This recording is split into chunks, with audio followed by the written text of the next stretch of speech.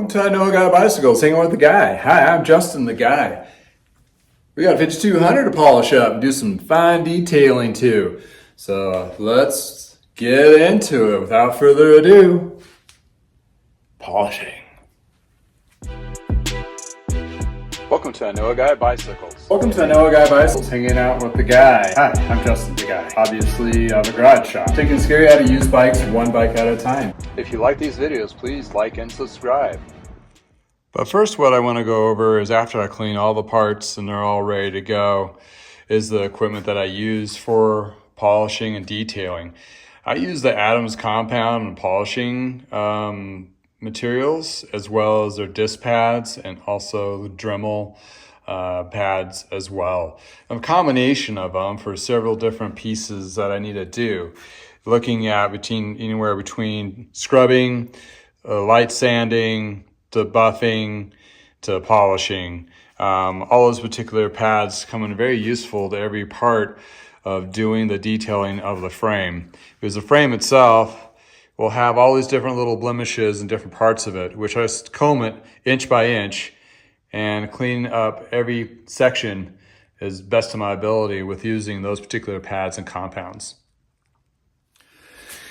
When you're doing this yourself at home, you probably want to do a section that is actually not seen, maybe like the bottom of the frame or bottom of the chain stays. That the way you can do little test areas and see how those polishing compounds and sanding works. Always light and polite to start off with. What I usually try to emphasize on is do extra time on is the top tube and the down tube and the seat tube, the main part of the frame. Reason being is that's where the most visual, noticeable, first glance, best impression is.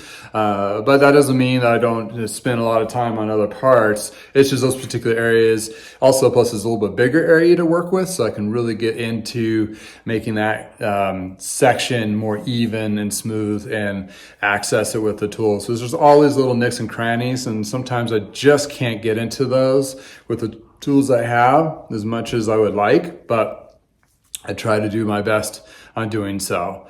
So let's dive into it. And I'm going to do this top tube section here so we can get a good example. We have a little blemish here. Looks like a little scuff in the clear coat. The decaling could be cleaned up quite a bit. And a little bit of scarring here on the clear coat. And I did knock on this and it seems to be, integrity seems to be just fine. But just want to make sure this is all cleaned up so there's not any kind of questions and make this thing polished like it should.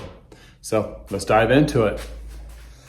First, what I like to do is do a good cleaning of it. I use Purple Power diluted, and that way it gives me an opportunity to just clean the surface really well. But it's a little kind of potent, so you want to be careful and not inhale too much of it.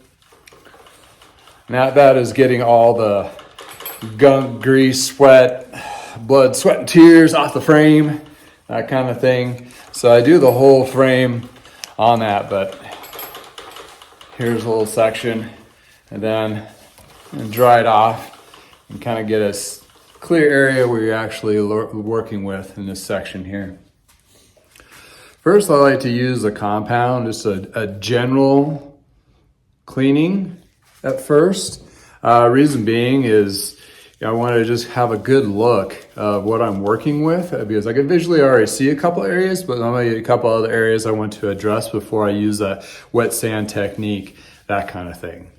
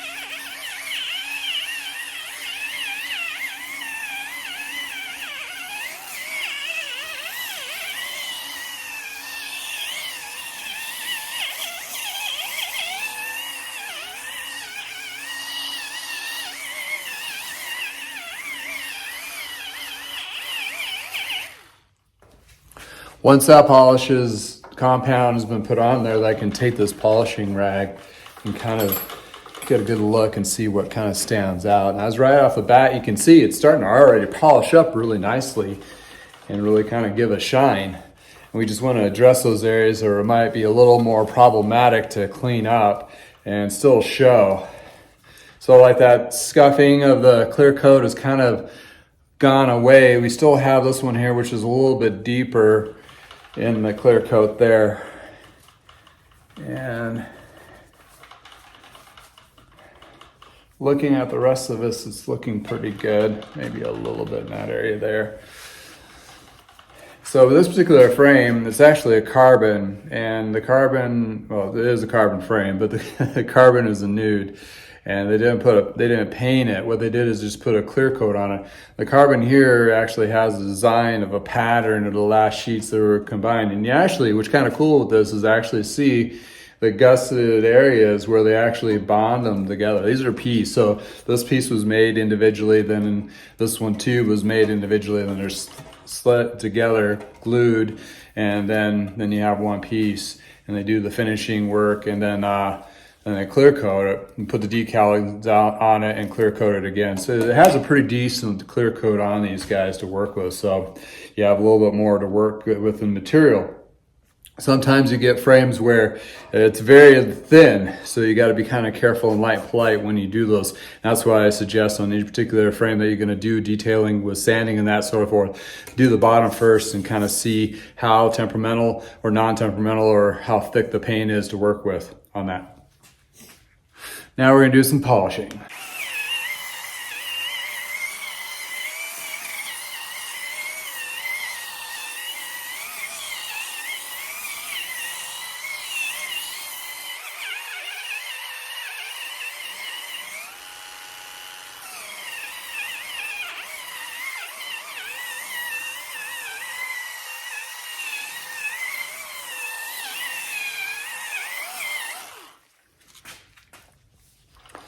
All right, then with a fiber cloth, I do the final buffing, put some elbow into it.